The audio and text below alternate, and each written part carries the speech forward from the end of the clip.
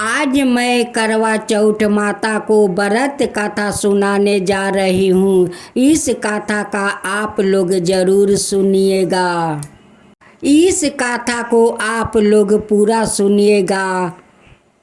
एक पति पत्नी रहा करते थे। उनकी एक ही बेटी थी। बेटी का नाम सत्यवानती थी। सत्यवानती बहुत गुणवान थी, बहुत बुद्धिमान थी, बहुत संस्कारी थी। सत्यवानती का माता पिता कहते हैं कि हमारी तो एकलौती बेटी है। हम लोग अपना बेटी के लिए ऐसा घर खोजेंगे जिस घर में एकलौता बेटा होगा, उसी घर में अपना बेटी को शादी करेंगे। सत्यवानती का माता पिता जैसे सोचा था वैसे ही घर दुआर खोजा। जिस घर में एकलौता लड़का है वैसा ही घर वो लोग खोजे अपना बेटी के लिए। सत्यवानती का माता पिता जैसे सोचा था वैसे ही घर बार खोज कर सत्यवानती को धाम धूम से शादी कर देते हैं। सत्यवानती अपना ससुराल चली जाती है और ससुराल जाकर सभी के साथ मिलजुल के रहने लगी। लेकिन सत्यवानती को तो तकदीरें खराब हो गया कि उनकी पति का 2 महीना का बाद मृत्यु हो गया। अब तो सत्यवानती के ऊपर पहाड़ टूट पड़ा। अब तो उनकी सासू माँ सत्यवानती को कलंकिन बना देती है। कहती है कि अरे डाइन, तू तो मेरा बेटा को खा गई रे, तू तो मेरे बेटा को खा गई, तू तो डाइन है, तू तो जादूगरनी है, मेरे बेटा को खा गई, तू मुझसे मेरा बेटा को दूर कर दी रे डाइन।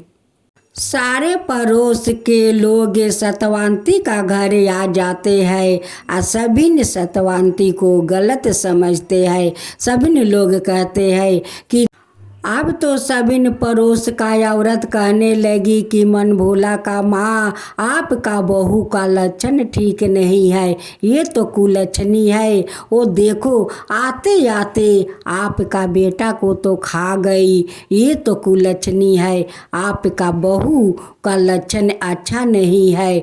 घर में आते आते घर में आग लगा दी। अब तो उनकी सारे पड़ोस का लोग आते हैं, बांस करते हैं, कफन ले आते हैं और मन भोला को शमशान ले जाने के लिए सारा तैयारी कर लेते हैं। जब वो लोग घर में जाकर मन भोला को लाने जाते हैं, सत्यवानती अपना पति को छूने नहीं देती है। कहती है कि मेरे पति कभी मुझे छोड़कर नहीं जा सकते हैं। वो कसम खाया है, वो 7 फेरे लेने के समय वो मुझे कसम दिया है कि मेरा वो साथ निभाएगा। वो कैसे मुझे छोड़कर जा सकता है? उन्हें तो 7 वचन निभाना होगा। वो कैसे हमें छोड़कर जा सकते हैं? वो क्या वचन को भूल गया कि वो 7 वचन छोड़कर वो चले जाएगा? वो मेरा पति जीवित है, मेरा पति मरे हुए नहीं है, मेरा पति को कोई लाश नहीं जलाएगा। अब तो उनकी सारे मोहल्ले के लोग मन भोला का माँ या उनकी बहू पर गुस्सा होने लगे कि क्या लाश नहीं जलाओगी तो क्या भूत बनाओगी? मरे मुर्दा को घर में रख कर मेरे सत्यवानती अपना मरे हुए पति को लेकर घर के अंदर से वो दरजा अटका देती है और किसी को अपना पति को छूने नहीं देती है। कहती है कि नहीं, मैं अपना मरे हुए पति के साथ रहूँगी और इनके साथ मरना होगा तो मैं इन्हीं के साथ मर जाऊँगी, लेकिन अपना पति को लाश नहीं जलाने दूँगी। सारे मोहल्ले का आदमी गुस्सा हो जाते हैं और पंचायत बुलाते हैं कि बिना पंचायत का ये फैसला नहीं होगा। ये मरे हुए मुर्दा इस घर में रखेगी, ये सारे मोहल्ला को ये भूत बनाकर रखेगी। मोहल्ला का सारे आदमी पंचायत बुलाते हैं और उस पंचायत में एक राजा आते हैं कि सभी राजा का वो राजा था, सभी राजा का वो मंत्री था, वो भी उस पंचायत में आए हुए थे। सारे मोहल्ले का आदमी उस पंचायत में कहने लगे कि मनभोला का पत्नी अपना मरे हुए पति को शमशान नहीं ले जाने देती है, घर के अंदर बंद करके अपना मरे हुए पति के साथ है, लेकिन वो किसी को हाथ नहीं लगाने देती है। आपको तो विचार करना होगा, नहीं तो इस मोहल्ला भूताह बन जाएगा। जो पंचायत में मुखिया आया था वो कहते हैं कि मरे हुए मुर्दा को कोई घर में नहीं रख सकता है, उन्हें तो शमशान ले जाकर जलाना होगा। उन्हें तो अगर मनभोला का पत्नी दरवाज़ा नहीं खोलती है तो हम लोग घर में आग लगा देंगे। अब तो सारे गांव का लोग उस घर पर ढेला पत्थर फेंकने लगा, घर को तोड़ फोड़ करने लगा। जो राजा आया था उस पंचायत में, वो राजा कहते हैं कि देखो, जब वो दरवाज़ा नहीं खोलती है तो तुम लोग का पत्थर ईंट फेंकना गलत बात है। क्यों पत्थर ईंट फेंकते हो? क्यों तुम लोग घर का तोड़ फोड़ करते हो? ठीक है, मैं उससे बात करती हूँ। राजा सतवंती को बाहर बुलाते हैं और कहते हैं कि ठीक है, तुम अपना मरे हुए पति के साथ रहना चाहती हो तो ठीक है, इस घर में मत रहो, तुम जाओ, नदी के किनारे एक झोपड़ी है, उस झोपड़ी में जाकर अपना पति के साथ रहो। राजा कहते हैं कि देखो, तुम लोग उससे थोड़ा मदद कर दो, उनकी मरे हुए पति को ले जाकर उस झोपड़ी में रख दो। सारे गांव का आदमी कहते हैं कि नहीं, मरे हुए आदमी को तो हम छूने नहीं जाएंगे, कोई उन्हें मदद नहीं करेगा, वो अपना पति को वो खुद ले जाएगी, लेकिन इस गांव का लोग मदद नहीं करेंगे। सासू माँ अपना बहू को अभिशाप देती है कि आरे कुलच्छनी, आरे डाइन, तू मेरे बेटा को मुंह में आग नहीं देने दी, तू मरेगी तो तेरे लाश को चील कौआ खोद खोद कर खाएंगे, खोद खोद कर खाएंगे। आरे कुलच्छनी, तू मेरा बेटा को मुंह में आग नहीं देने दी। एक टूटे हुए ठेला था, सतवंती उस ठेला को ले आती है और अपना पति को जैसे तैसे उस ठेला पर उठाती है और अपना पति को टान कर उस नदी के किनारे उस टूटे हुए झोपड़ी में ले जाती है। लेकिन बात तो ऐसा है कि जो राजा था वो राजा तो बहुत दयालु था। वो अपना नौकर से कहते हैं कि देखो, जब तक सतवंती अपना पति को साथ रहना चाहती है तब तक तुम लोग इस सतवंती को रक्षा करना, और तुम्हारा घर में मैं खर्चा चलाऊंगी, अपना परिवार के लिए तुम लोग कभी चिंता मत करना, लेकिन इस सतवंती को तुम लोग रक्षा करना। राजा अपना दोनों नौकरों को उस सतवंती का पास रख देते हैं कि सतवंती का तुम दोनों रखवाली करना, और तुम्हारा परिवार को मैं खर्चा चलाऊंगी, जिसमें सतवंती को कोई आकर यहाँ पर नुकसान ना पहुंचा सके। अब तो दोनों नौकरे वही झोपड़ी का आस पास रहने लगे और उनकी रखवाली करने लगे। वैसे रहते रहते 7 दिन 7 रात हो गया। जिस दिन 7 दिन पूरा हुआ उस दिन करवा चौथ का व्रत था। उस दिन करवा चौथ माता एक औरत का रूप धारण करती है और एक थाला में उनकी साजने का श्रृंगार लेती है, चुनरी लेती है और उनकी झोपड़ी में आती है और कहती है कि बेटी तुम करवा चौथ माता कहती है कि बेटी, जब तुम इस मरे हुए पति के साथ रहती हो तो जो मैं देता हूँ वो तुम्हें आज श्रृंगार करना होगा। ये 16 श्रृंगार करो। सतवांती कहती है कि आप कौन है कि आप मुझे इस सारे श्रृंगार करने के लिए देती है। वो कहती है कि मैं जो हूँ मेरा यही पर घर है और मैं चाहता हूँ कि तुम आज 16 श्रृंगार करो। देखो आज करवा चौथ का व्रत है, अपना मरे हुए पति के लिए तुम्हें करवा चौथ का व्रत करना होगा।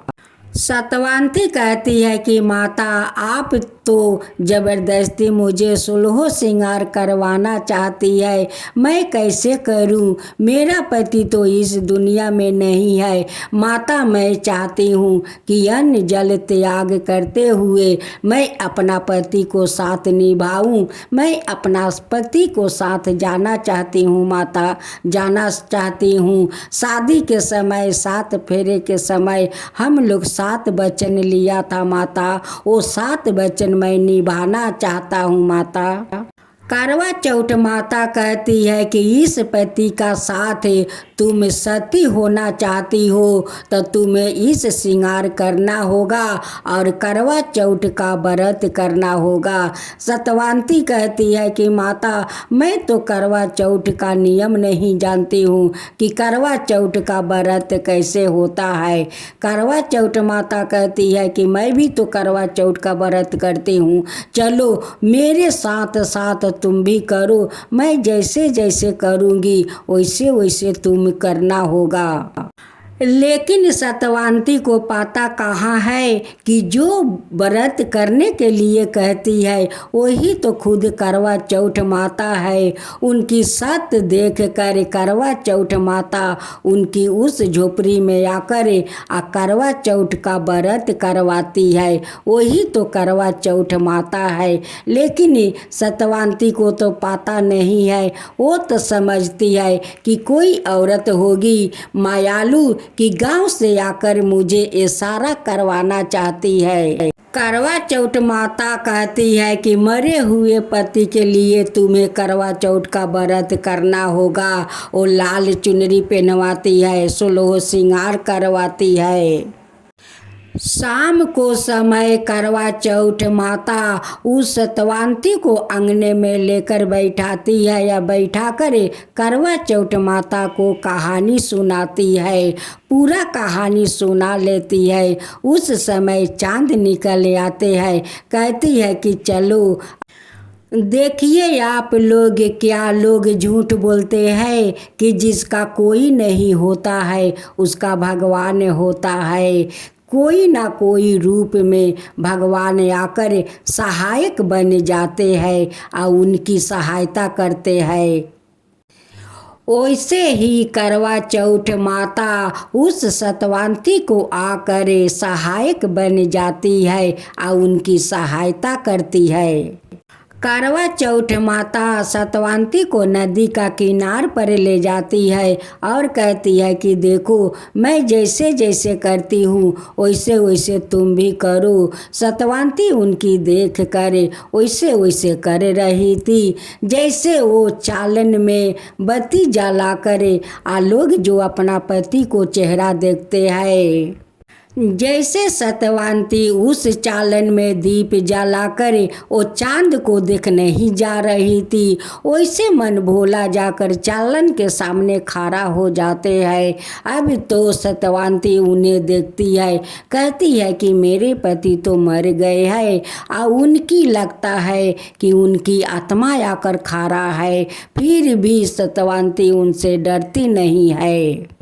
मन भोला कहते हैं कि देखो सतवांती डरो मत, कोई आत्मा नहीं हूँ, तुम्हारा पति हूँ। तुम्हारा पति तो जीवित हो गया, तुम्हारा सत्य के कारण इस करवा चौथ व्रत के कारण तुम्हारा पति तो जीवित हो गया।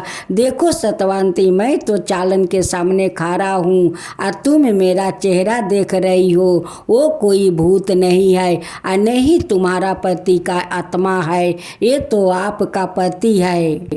जब मन भोला मिठाई खिलाकर पानी पिलाता है, तब सत्यवानती बहुत असर्ज में पड़ जाती है कि ये तो चमत्कार हो गया। मेरे 7 दिन के मरे हुए पति ये तो जिंदा हो गया, आया कर मुझे मिठाई खिलाया, पानी पिलाया। सत्यवानती अपना पति को पैर छूकर प्रणाम करती है। करवा चौथ माता को पैर छूकर प्रणाम करती है और कहती है कि माता, आप कोई माता नहीं है, आप तो कोई भगवान है, कोई देवी है माता, आप कोई देवी है। देखिए आज चमत्कार हो गया, आप तो करवा चौथ व्रत करवा कर मेरा पति को जीवन दान दे दिया माता। आप तो मेरे लिए देवी है माता, देवी है, देवी से कम नहीं है माता। सत्यवानती का कारण उस दोनों नौकर का करवा चौथ माता का दर्शन हो गया। वो लोग उस माता को प्रणाम करते हैं कि आप तो सचमुच का देवी है माता। करवा चौथ माता अपना रूप में आ जाती है या सभी को दर्शन दिखाती है और कहती है कि तुम लोग जो समझ रहे हो कि आप देवी है, मैं देवी हूँ, मैं तो करवा चौथ माता हूँ, मैं कोई औरत नहीं हूँ, मैं तो करवा चौथ माता हूँ। आज इस सत्यवानती को सत्य देखकर मुझे आना पड़ा, इस औरत का रूप धारण करते हुए इसे आकर मुझे चौथ माता का व्रत करवाना पड़ा।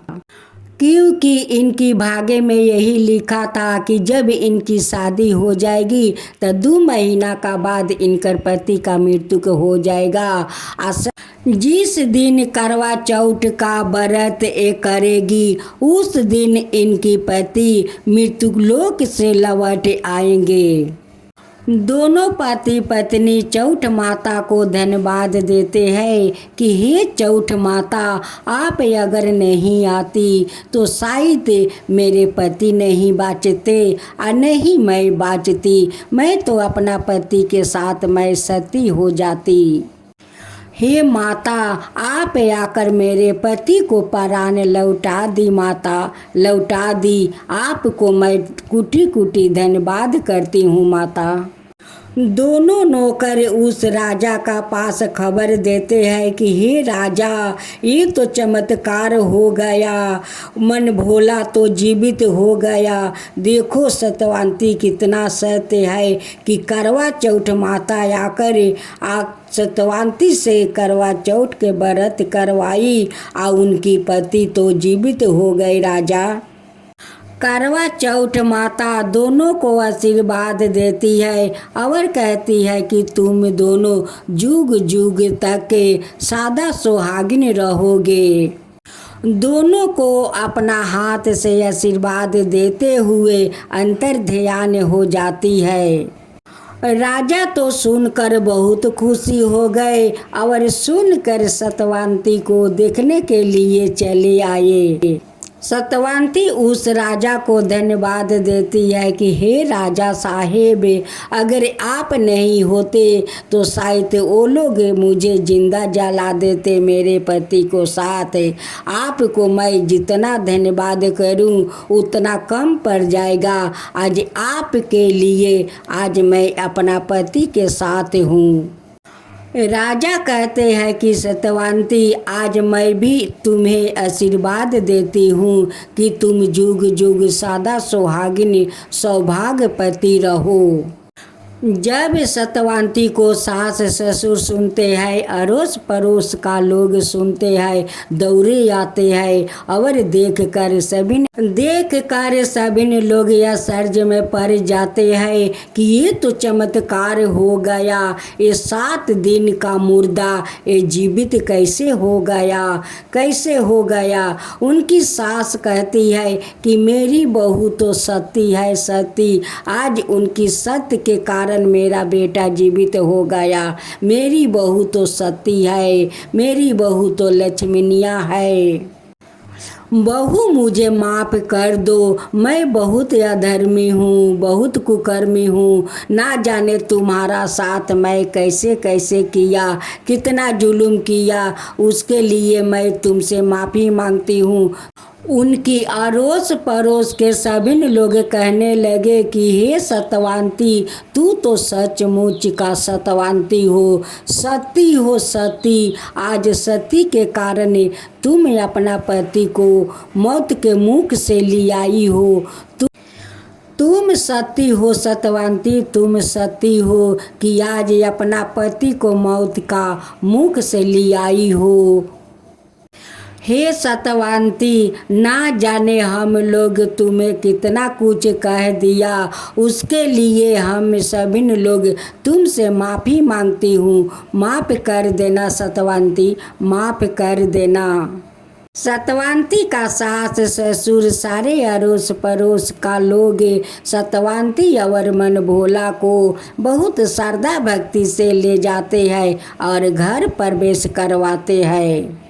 सासू माँ अपना बहू को तारीफ पर तारीफ करने लगी और कहने लगी कि मेरी घर का लक्ष्मी आ गई। अपना पति को जमराज का मुंह से वो छीन कर ले आई। ये तो मेरा घर का लक्ष्मी है, ये तो सती है। हे करवा चौथ माता, जैसे आप उस सत्यवानती से 7 दिन का मरे हुए पति के लिए आप करवा चौथ व्रत करवाई और उनकी मरे हुए पति को आप जीवित कर दिया, वैसे ही सबका ऊपर कृपा कीजिए। हे करवा चौथ माता, सबका ऊपर कृपा कीजिए और वैसे ही सभी सुहागिन को सुहागिन बनाए रखिए, सभी को सुहागिन बनाए रखिए। हे करवा चौथ माता, करवा चौथ माता की जय हो, करवा चौथ माता की जय हो।